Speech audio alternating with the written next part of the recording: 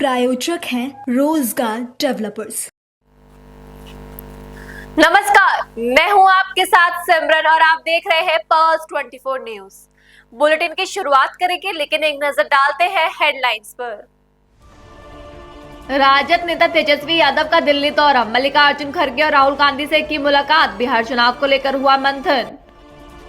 BJP के राष्ट्रीय महासचिव तरुण चुग ने पश्चिम बंगाल सरकार पर साधा निशाना, वक्फ कानून के खिलाफ प्रदर्शन को लेकर बोले तरुण चुग, कहा ममता बनर्जी अत्याचार की मूर्ति बनकर उभरी। बीजेपी सरकार का बच्चों की शिक्षा पर फोकस, विदेश मंत्री डॉक्टर एस जयशंकर ने स्मार्ट कक्षा का किया शुभारंभ, मंत्री ने छात्रों से भी की बातचीत।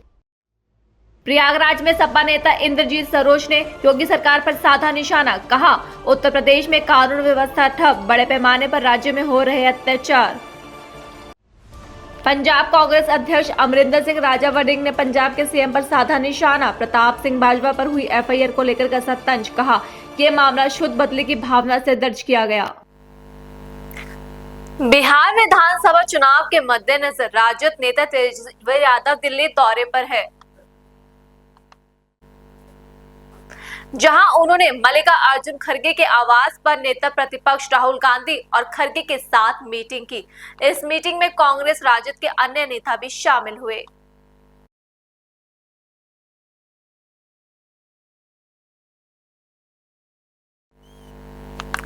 पटना में राजद नेता मृत्युंजय तिवारी ने एनडीए पर निशाना साधते हुए कहा कि कांग्रेस हमारी सहयोगी पार्टी है।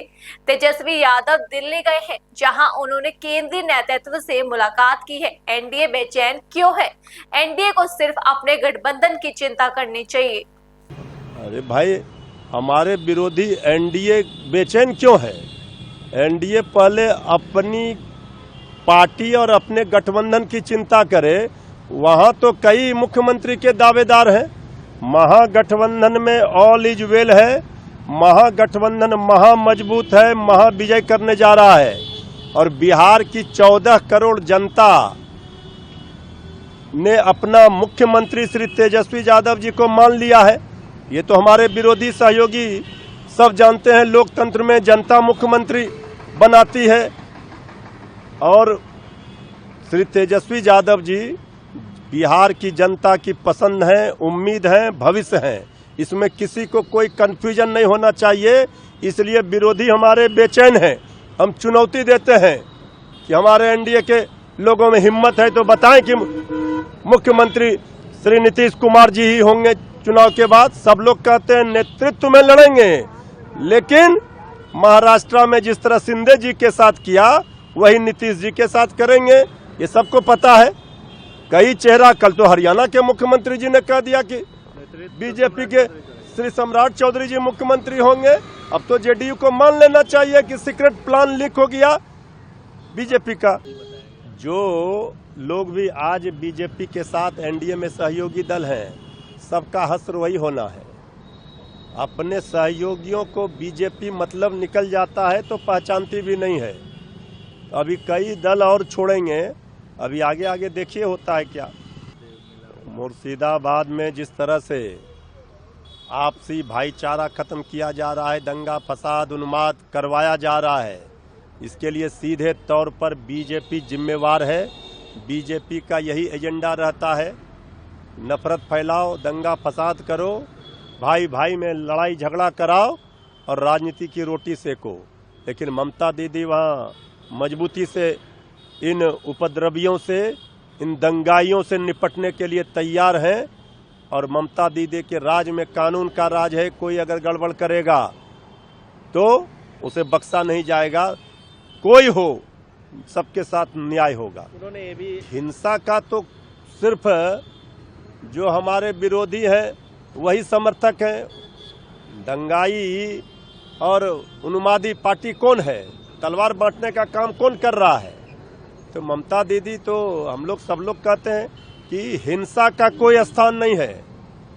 अपना विचारों की लड़ाई है और इसमें गलत और सही जनता भी समझती है। तो सब लोगों को ये समझ लेना चाहिए कि बीजेपी का एजेंडा सफल न हो, इसके लिए सब मिल्लत प्रेम शांति सद्भाव भाईचारा बनाकर रहें।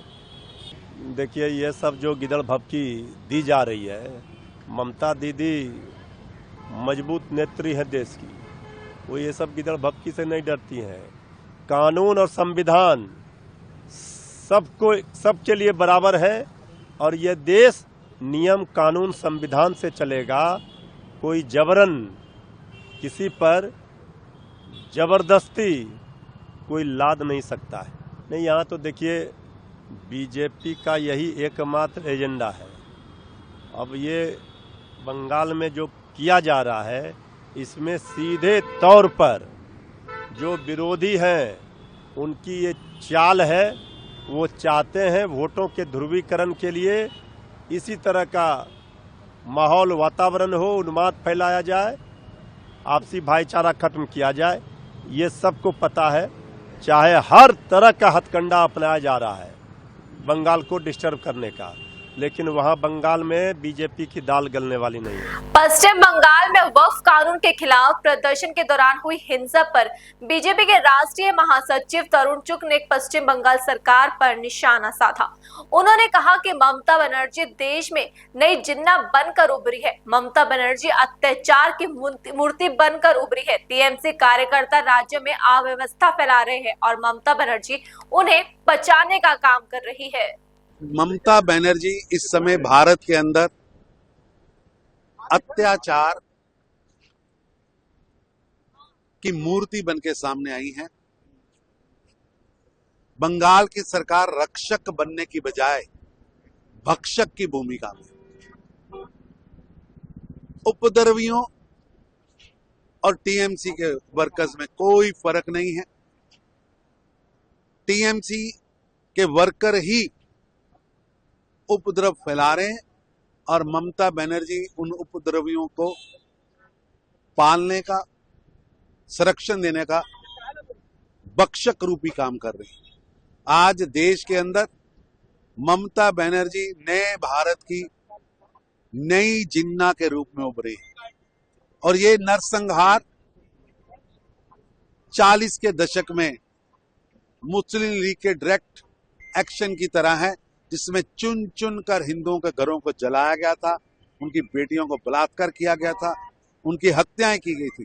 ये सब काम आज ममता बनर्जी के राज में हो रहा है और ममता बनर्जी भारत की नई जिन्ना के रूप में काम कर रहे हैं। कांग्रेस के राष्ट्रीय अध्यक्ष मुर्शिदाबाद हिंसा को लेकर बयानबाजी रुकने का नाम नहीं ले रही है। इसी को लेकर समाजवादी पार्टी के विधायक अबू आजमी ने कहा कि मुर्शिदाबाद से हिंदू बिल्कुल पलायन नहीं कर रहे हैं, बल्कि ये लोग जानकर पलायन करवा रहे हैं। तो वहीं दूसरी तरफ बीजेपी नेता शहजाद पूनावाला ने कहा कि कार्रवाई करने के बजाय ममता बनर्जी और उनकी सरकार न केवल दंगाइयों को बचा रही है, बल्कि हिंदू पक्ष के पीड़ितों को भी अपमानित कर रही है। ये हिंदू पलायन बिल्कुल नहीं कर रहे हैं, ये पलायन करवा रहे हैं जानबूझ करके, एक माहौल खराब कर रहे हैं ताकि वहां पर राष्ट्रपति शासन लग जाए। मैं बता दूं, जहां जहां हिंसा हो रही है ना, आज से नहीं, अंग्रेजों के ज़माने से, प्रशासन और हुक्मरान जनरल डायर के ज़माने से ये चाहते हैं कि कुछ न कुछ छोटी मोटी हो, अपना प्रोटेस्ट हो और छोटी मोटी हिंसा हो जाए और उस हिंसा के बहाने से अपना पूरा बल प्रशासन का, पूरी ताकत, पूरी पुलिस सबको लगा करके ये एक बड़ी हिंसा दिखाकर बहुत से लोगों का हौसला तोड़ दें, बहुत से लोगों का हौसला तोड़ देंगे। उनकी जो है उनको ऐसी सजाएं दी जाएंगी, आने वाली नस्लें याद करेंगी, उनके हौसले खत्म हो जाएंगे, उनके घर गिरा दिए जाएंगे। गांधी जी के ज़माने में से होता आया है ये कि इस तरह के प्रोटेस्ट जाने से बच्चों को रोकना चाहिए। इसका उल्टा मतलब लोग निकालेंगे कि अबू आसिम ऐसा बोल रहे हैं, लेकिन देखिए, आप एक पत्थर मारोगे वो गोली मारेंगे, आप जेल जाओगे, ज़िंदगी तबाह हो जाएगी। गांधी जी की किताब में लिखा हुआ है, प्रोटेस्ट ऐसा करो कि उस प्रोटेस्ट से जालिम के जुल्म को एक्सपोज करो, लोग देखें कि आपका प्रोटेस्ट जो है किस जुल्म के खिलाफ है और लोगों के ध्यान में आए कि यह प्रोटेस्ट लोगों का, इनका अच्छा प्रोटेस्ट है, लोग उसमें शामिल हो जाएं। आपके साथ दूसरी कौम के लोग जो रह रहे हैं, आपके बगल में रह रहे हैं, आपके पड़ोसी हैं, उनके दिलों में मोहब्बत पैदा होना चाहिए इस प्रोटेस्ट से। कोई ऐसा काम ना करे कि प्रशासन को हिंसा करने का मौका मिल जाए।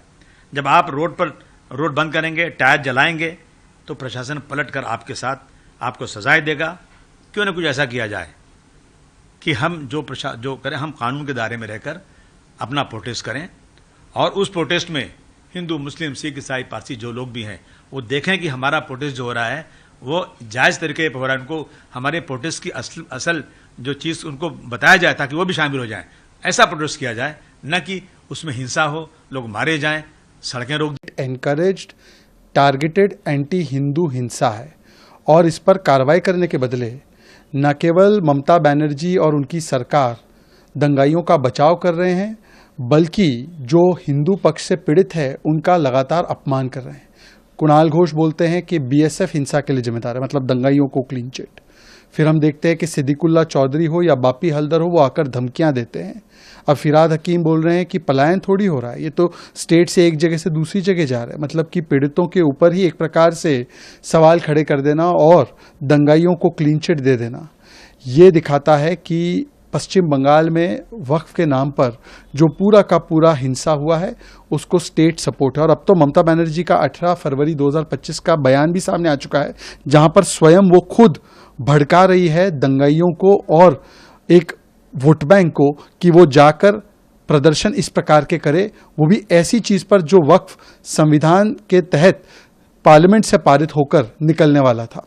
तो ये दिखाता है कि ममता बनर्जी और उनकी सरकार की संवेदना केवल दंगाइयों से है। और हम तो देख रहे हैं ना कि दास परिवार के लोग मारे गए और यूसुफ पठान जो है वो चाय की चुस्की ले रहे थे, डेरिक ओब्रायन जो है वो संडे का लंच एंजॉय कर रहे हैं। फिलहाल रुकेंगे एक छोटे से ब्रेक के लिए, आप बने रहिए पल्स 24 न्यूज के साथ।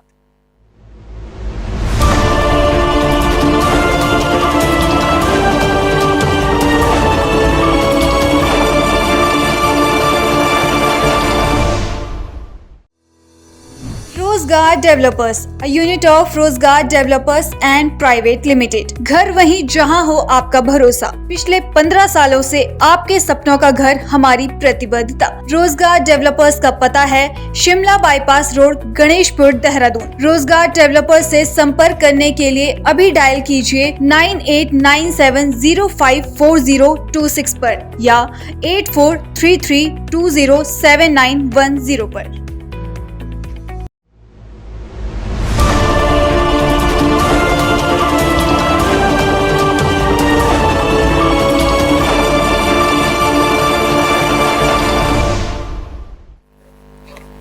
ब्रेक के बाद आपका स्वागत है। खबरों में आगे बढ़ेंगे। बात पश्चिम बंगाल की कर लेते हैं। कोलकाता में बीजेपी नेता लॉकेट चटर्जी ने ममता बनर्जी और उनकी सरकार पर जमकर निशाना साधा। लॉकेट चटर्जी ने कहा कि यहाँ कानून व्यवस्था किसके हाथ में है? मुख्यमंत्री कहाँ है? आज पश्चिम बंगाल की हमारी अभिभावक कहाँ है? वह पुलिस मंत्री कहाँ है? वह क्या कर रही है? एक के बाद एक घटनाएं हो रही है, लेकिन उन्होंने सिर्फ ट्वीट करके छोड़ देते हैं। लॉ एंड ऑर्डर सिचुएशन किसका हाथ में है? मुख्यमंत्री कहाँ है? जो पश्चिम बंगाल का जो अभिभावक है हम लोग का, वो कहाँ है? अभी तक वो पुलिस मंत्री भी है, उसका हाथ में लॉ एंड ऑर्डर सिचुएशन, उनका हाथ में आईन है, तो वो क्या कर रहे हैं? आप देखिए, एक के बाद एक 4-5 दिन तो चल रहा है लगातार, लेकिन उन्होंने एक ट्वीट करके बस छोड़ दिया है, सोशल मीडिया में लिख के छोड़ दिया है। आप देखिए, मुर्शिदाबाद के बाद अभी भांगड़ में हो रहा है। कोलकाता से कितना दूर है? 20 मिनट का दूर है कोलकाता से, प्रॉपर कोलकाता से। तो भांगड़ में अभी पुलिस के सामने गाड़ी, पुलिस का गाड़ी जला रहा है, मोटर बाइक, घर, ऑटो, टोटो सब कुछ जल रहा है, पुलिस के सामने हो रहा है। पुलिस कुछ नहीं कर पा रहा है। क्या? क्यों? क्योंकि ऊपर से नवान्न से मुख्यमंत्री जी का निर्देश है कि कुछ मत करो, उन लोगों को करने दो, क्योंकि उसको वोट बैंक का पॉलिटिक्स है। 30% वोट बैंक उनको चाहिए, इधर उधर नहीं जाना चाहिए, इसलिए ये सब कुछ कर रहा है। आप देखिए कैसे लोगों का, हम लोग 1971 में देखे थे कि पलायन देखे थे, अभी हम लोग देख रहे हैं फिर से पश्चिम बंगाल में ऐसा पलायन हो रहा है कि एक डिस्ट्रिक्ट से और दूसरा डिस्ट्रिक्ट में जा रहा है। तो हम लोग देखे कि द ग्रेट कैलकाटा किलिंग का याद आ रहा है कि अभी हम लोग को 2025 में, ये तो भारत, ये देश में ही है ना पश्चिम बंगाल तो बाहर नहीं है। तो देश में कोई जगह में ऐसा घटना घट रही है जहां पे हिंदू लोग घर छोड़ के दूसरा जगह में शेल्टर रहे हैं। बहुत शर्म का बात है। मुख्यमंत्री को रिजाइन देना चाहिए, क्योंकि मुख्यमंत्री जी के लिए भी शर्म का बात है, क्योंकि वो भी एक हिंदू है। कैसे एक हिंदू होके, एक महिला होके, महिला लोगों का जो आप लोग देखे है कि क्या, कितना आंसू बहा रहा है, क्या क्या सब इंसिडेंट बोल रहा है, भयानक इंसिडेंट बोल रहा है। तो मुख्यमंत्री लोगों का एक भी कुछ नहीं हो रहा है क्या? उनका कुछ इमोशन नहीं है पश्चिम बंगाल के प्रति, पश्चिम बंगाल के जनता के प्रति? सिर्फ उनका वोट चाहिए, वोट बैंक का राजनीति। लागू नहीं होने देंगे। क्या होगा? ये पूरा एकदम उनके साथ साथ चल रहा है, मुसलमान लोगों के साथ साथ वो चल रहा है। एक साइड में वो बोल रहा है कि वाकफ जो आइन है हम लागू नहीं करने देंगे, दूसरा साइड में बोल रहे हैं कि तुम लोग अशांति मत करो। ये कैसा है? सामने एक है, पीछे में एक है, बोल रहे हैं कल उनके साथ फिर से बैठक करेंगे। उनको क्या कंट्रोल नहीं कर पा रहा है? अभी तो सबसे पहले तो पुलिस देके पूरा बीएसएफ सब सेंट्रल लोगों को बोल के बीएसएफ सीआईएसएफ सब लोगों को देके पूरा पहले शांति लेके आना है। अभी फिर से भांगन में शुरू हो गया और वो बोल रहे कल उसके साथ बैठक करेंगे। ये तो होना ही नहीं चाहिए था। हाँ, ये तो होना ही नहीं चाहिए था। कोई भी बैठक नहीं होना चाहिए था। जब तक आप लोग शांत नहीं होंगे तो कोई भी बैठक नहीं होगा, क्योंकि 3 लोगों का मौत ऑलरेडी हिंदू लोगों का हो चुका है और भी किसी का हो सकता है। तो उन लोगों के साथ बैठक करने से तो ये लोगों का उत्साह भी बढ़ जाएगा। कोई हिंदू लोगों के साथ तो मुख्यमंत्री बैठक नहीं कर रहा है, उन लोगों के साथ बैठक कर रहे हैं। बीजेपी सरकार में लगातार बच्चों की शिक्षा पर फोकस किया जा रहा है। इसको लेकर नर्मदा में विदेश मंत्री डॉक्टर एस जयशंकर ने कहा कि मैंने एक स्मार्ट कक्षा का उद्घाटन किया और छात्रों से बातचीत की। छात्रों के शिक्षक ने मंत्री को बताया कि सभी छात्र मोबाइल फोन का उपयोग करना जानते हैं, इसलिए स्मार्ट कक्षा के संचालन को समझना उनके लिए बहुत आसान और दिलचस्प हो जाता है। अभी तो यहाँ लाछरस आए थे, दो साल पहले वो अमृत सरोवर के लिए भी जब उसका उद्घाटन हुआ तब भी आने का यहाँ अवसर मिला। आज तो वो स्मार्ट क्लासरूम जो है उसका उद्घाटन हुआ, बच्चों को देखा कैसे उसका प्रयोग करते हैं और ये अच्छी बात है, क्योंकि जो टीचर ने मुझे बताया ये मोबाइल का युग है। तो बच्चे जो हैं सब बच्चे जो हैं मोबाइल से उनके लिए तो इतना आसान है। तो जब ये स्मार्ट क्लासरूम आता है वही स्कूल जो है उनके लिए और इंटरेस्टिंग हो जाता है, कि उनके लिए मज़ेदार हो जाता है। तो बच्चों का उत्साह देख के तो आनंद आता ही है। उसके पहले कुछ समय के लिए मैं हमारा जो पीएसके जो था पासपोर्ट सेवा केंद्र, जब मैं 6 साल पहले जब मंत्री बना था उस समय जब मैं पहली बार नर्मदा जिला आया तो यहाँ थोड़ी सी मांग थी कि यहाँ कुछ पासपोर्ट देने का जो व्यवस्था जो है इसको यहाँ स्थापित करें। तो काफ़ी समय के बाद मुझे फिर से वहाँ जाने का मौका मिला। तो वहाँ ठीक चल रहा है। दिन में वो कह रहे थे कि करीब 30-40 अपॉइंटमेंट होते हैं। तो यहाँ पब्लिक की सुविधा जो है पासपोर्ट के विषय में कम से कम तो बढ़ गई है। तो उनका लगता है कि विदेश मंत्री कुछ तो उनका कर रहे हैं यहाँ। और फिर मैं वहाँ वो छोटू भाई पुरानी इसको वो कॉम्प्लेक्स भी गया था। वहाँ मैं सचमुच में इम्प्रेस था कि वहाँ जो जितना वो जिम्नास्टिक्स, क्योंकि एक जिम्नास्टिक्स का वहाँ स्टेज फैसिलिटी है कि वो कमरा भी है, बहुत बड़ा जिम्नास्टिक्स का कमरा, और वहाँ जिम्नास्टिक्स के लिए जो स्पेशल जो इक्विपमेंट और जो सुविधाएं जो हैं कि उसके लिए जो ग्राउंड कैसे तैयार करना पड़ता है ताकि लोग जो हैं बच्चे जो हैं वो वहाँ जिम्नास्टिक्स सीख सकें और बिना क्योंकि वहाँ जिम्नास्टिक्स में थोड़ा रिस्क होता है कि कहीं गलत चीज़ करें तो वो इंजरी की संभावना है। तो आज जो हैं वो कोच वगैरह जो सब कोच भी थे वहाँ, तो वो भी कह रहे थे कि एक बार ये नए इक्विपमेंट आने के बाद कि बच्चों का उत्साह भी बढ़ा है। बहुत छोटे बच्चे थे, 3-4 साल के बच्चे थे और बड़े नौजवान भी थे, युवा थे। तो उनको देख के मुझे लगता है, और ये बताया गया मुझे कि कुछ लोग जो हैं अब नेशनल, एक बच्ची जो है वो नेशनल लेवल तक पहुंच चुके हैं। तो आगे मुझे पूरा विश्वास है कि यहाँ से कोई इंटरनेशनल लेवल तक जरूर पहुंचेगा। और जो मुझे जो सामर्थ्य जो दिखता है वो लोगों में है, बच्चों में है। हमें जो है हमारा ये जिम्मेदारी बनती है, फर्ज है कि वो सामर्थ्य को कैसे प्रकट करें, उसके लिए कैसे अवसर दें, कैसे ट्रेनिंग दें लोगों को। और मुझे लगता है कि वहाँ जो तरक्की जो हुई है वो दिखाई देता है, आगे भी बढ़ेगा। और यहाँ खासकर लाछरस में जो पहले भी मुझे लगता है कि जैसे जैसे यहाँ प्रगति होगी, यहाँ और स्कूल भी बढ़ेंगे, जो अमृत सरोवर का कार्यक्रम जो है वो भी अलग अलग जगह में उसका जो एक्सपेंशन जो होगा वो अच्छा है। पानी की सबको दिक्कत तो होती है, तो ओवरऑल मैं कहूँगा, क्योंकि मेरा यहाँ अंतिम कार्यक्रम है, इसके बाद मैं वडोदरा जा रहा हूँ, तो मुझे लगा कि कुछ समय हुआ है कि पिछले साल मैं आ नहीं पाया, चुनाव में भी व्यस्त था, और हमारे यहाँ विदेश नीति तो हर समय देश के बाहर तो कुछ न कुछ होता ही रहता है, पर यहाँ आने में मुझे लगा कि बहुत कुछ काम हुआ है और भी आगे संभावना है, और जहाँ कुछ हमारी ओर से कुछ योगदान हो तो अच्छा ही है। प्रयागराज में सपा नेता इंद्रजीत सरोज ने योगी सरकार पर जमकर निशाना साधा। इंद्रजीत सरोज ने कहा कि उत्तर प्रदेश में कानून व्यवस्था खत्म हो गई है, हम बड़े पैमाने पर अन्याय और अत्याचार देख रहे हैं। तो वहीं दूसरी तरफ कहा कि बहुजन समाज पार्टी बहुजनों की बात नहीं करती है।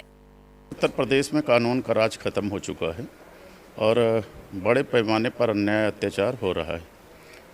आपने देखा, चाहे रामजीलाल सुमन के मुद्दे पर हो, कांडी सेना ने खुलेआम नंगी तलवारें लेकर वहां पर जाने का काम किया, लाठी डंडा लेकर गए, असलहे लेकर गए, लेकिन उनके ऊपर कोई कार्रवाई नहीं हुई।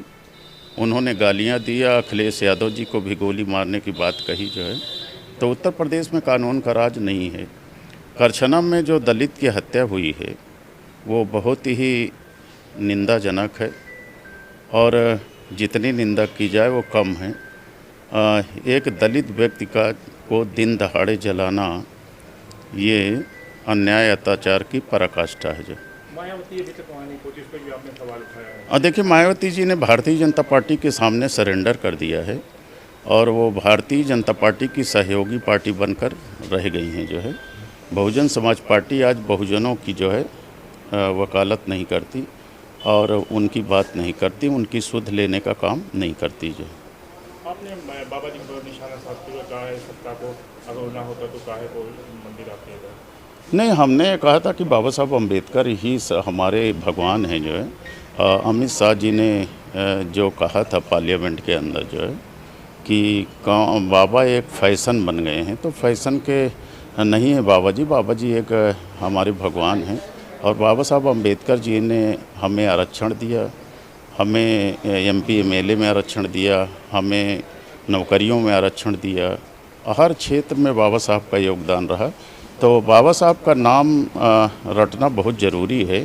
बाबा साहब हमारे भगवान हैं, जिनके भी जो भगवान हैं, जिनको जहाँ से जो फ़ायदा होता है उसे करना चाहिए, और हमारे जो दलित पिछड़े आदिवासी हैं उनका फ़ायदा बाबा साहब अम्बेडकर जी से है, तो बाबा साहब अम्बेडकर जी का नाम लेना चाहिए। मुख्यमंत्री जी को निशाना साधते हुए आपने कहा है कि देखिए, हमने कहा था कि जो है सत्ता के मंदिर में बहुत ताकत है। जो सत्ता के मंदिर में ताकत न होती तो साधु सन्यासी लोग सत्ता पे काबिज होने के लिए तत्पर न होते, उत्सुक न होते। ये बात थी। जो है मंदिरों पे ताकत की बात आपने कही, हमने ये कहा था ना जो है कि देखिए, मंदिरों को जो है मुसलमानों ने, विदेशी मुसलमानों ने लूटा, चाहे वो महमूद गजनवी ने सोमनाथ मंदिर को लूटा। अब भगवानों को जो है उन्हें अंधा कर देना चाहिए, लूला लंगड़ा कर देना चाहिए, अपाहिज कर देना चाहिए। लूट के विदेश की धरती पर ना जा पाते वो। मोहम्मद बिन कासिम आए भारत को लूटे, मोहम्मद गोरी आए भारत को लूटे, बाबर आए लूटे। जो है तो यहाँ के भगवान क्या करते रहे? जो है श्राप दे देना चाहिए, जो है मुसलमान मर जाता जो है अकरंत। ये बात थी। पंजाब कांग्रेस अध्यक्ष अमरिंदर सिंह राजावरिंग ने पंजाब के CM भगवंत मान पर निशाना साधा। उन्होंने कहा कि CM की इच्छा थी कि वह कब, कैसे, किस तरह से प्रताप सिंह बाजवा को जेल भेजने का काम करे या उनके खिलाफ FIR करे। 100% इसमें बदले की भावना की बू आती है। साथ ही कहा कि ये मामला शुद्ध बदले की भावना में दर्ज किया गया है। इच्छा थी मुख्यमंत्री भगवंत सिंह मान की कि मैं कब, कैसे, किस तरीके से बाजवा साहब को जेल भेजने का काम करूं या उनके ऊपर FIR लॉन्च करूं। 100% इसमें बदलाखोरी की बू आ रही है। जिस प्रकार से मुकदमा दर्ज किया गया है, केवल आधा घंटा पहले प्रताप सिंह बाजवा एलओपी लीडर अपना बयान न्यूज़ 18 को देते हैं और आधा घंटे के बाद पंजाब के मुख्यमंत्री संडे वाले दिन, जाकि एतवार को तैयार होके पगड़ी बांध के ये बयान दे देते हैं लाइव होके कि अब बाजवा पर कार्रवाई होगी। जिस तरीके से उन्होंने उत्तेजना दिखाई और फिर तुरंत ऑफिसर पहुंच जाते हैं और शाम को 2 बजे एफआईआर 2-3 बजे दर्ज कर ली जाती है, इससे आप क्या अंदाजा लगा सकते हैं कि ये सरासर बदलाखोरी की भावना से किया गया एक मुकदमा है। और बाजवा साहब क्या कह रहे हैं, ये तो अखबारों में है जो उन्होंने कहा है। अखबार ने ये कहा है, ये न्यूज़ है कि 55 हैंड ग्रेनेड पंजाब के अंदर आए, अभी तक 9 लापता हैं, 9 की कोई इंफॉर्मेशन नहीं है। तो उन्होंने क्या किया? कुछ नहीं कहा। केजरीवाल साहब ने बहुत कुछ कहा। ऐसे अगर आप बात करेंगे तो आपने भी मिसलीड किया जब आपने कहा कि गोल्डी बराड़ को हमने पकड़ लिया है और जल्दी ला रहे हैं। That is a misleading. आपने फिर आपके ऊपर भी मुकदमा दर्ज बनता है। और ये तो पंजाब का बच्चा कह रहा है कि हो सकता है कल को हैंड ग्रेनेड जो है कहीं और गिर जाए। मंदिरों पे गिर गए हैं। मिस्टर कालिया जो हैं हमारे बीजेपी के नेता, 48 दिन पहले आपके पास इंफॉर्मेशन आ चुकी थी कि किसी हिंदू लीडर के ऊपर एक मुकदमा दर्ज हो रहा है। आप बार बार कह रहे हैं कि मेरी इंटेलिजेंस के पास कोई खबर नहीं है, मेरी सीआईडी के पास खबर नहीं है, क्योंकि आपकी जो सीआईडी और इंटेलिजेंस है वो तो केवल और केवल विरोधियों के घर में क्या हो रहा है, विरोधियों की मीटिंग्स में क्या हो रहा है। अभी 3-4 लड़के यहां घूम रहे होंगे, मेरे पीछे लगाए होंगे, उनके फोन टेप करने। आपने तो पूरे पंजाब की इंटेलिजेंस और सीआईडी को किसानों और ऑपोजिशन विरोधियों के घर पे लगा दिया। आपके पास इंफॉर्मेशन कैसे आएगी? अगर आपकी इंटेलिजेंस इतनी काबिल होती या आपकी सीआईडी, तो फिर मंदिर पे हमला कैसे होता? फिर को आपको पता लग जाना चाहिए था कि बाबा साहब अम्बेडकर की मूर्ति पे आज खालिस्तान लिखा जा रहा है। आपको दिल्ली की इंटेलिजेंस ने बता भी दिया, इसके बावजूद भी आपसे कुछ नहीं हुआ। आपके पास इनपुट थी सिद्धू मूसेवाले के मर्डर की कि उसके ऊपर कभी ना कभी एम्बुश लग सकता है, आपकी फाइलें बता रही है और दिल्ली ने आपको अवगत कराया था। इसके बावजूद भी सिद्धू मूसेवाले की सिक्योरिटी हटा के आपने उनको मरने के लिए छोड़ दिया। तो मेरा कहने का जो सारा मैं बात कहनी चाहता हूं, मौका ढूंढ रहे थे भगवंत मान किसी ना किसी तरीके से, जायज और नाजायज। जो बग्गा पे मुकदमा किया था, बेशक वो बीजेपी से, जो अलका लांबा पे हुआ था, वो कुमार विश्वास पे हुआ था, ये सारे जो मुकदमे दर्ज किए, ये अपने आप को खुश करने के लिए और बदलाखोरी की भावना से। और ऐसे ये 2-4 मुकदमे नहीं है, ऐसे हजारों मुकदमे जो विरोधियों के ऊपर इन्होंने किए, वो आपके सामने। फिलहाल के लिए इस बुलेटिन में इतना ही। आप मुझे दीजिए इजाजत और बाकी की तमाम खबरों के लिए बने रहिए पल्स 24 न्यूज के साथ। नमस्कार। इस प्रोग्राम के प्रायोजक थे रोजगार डेवलपर्स।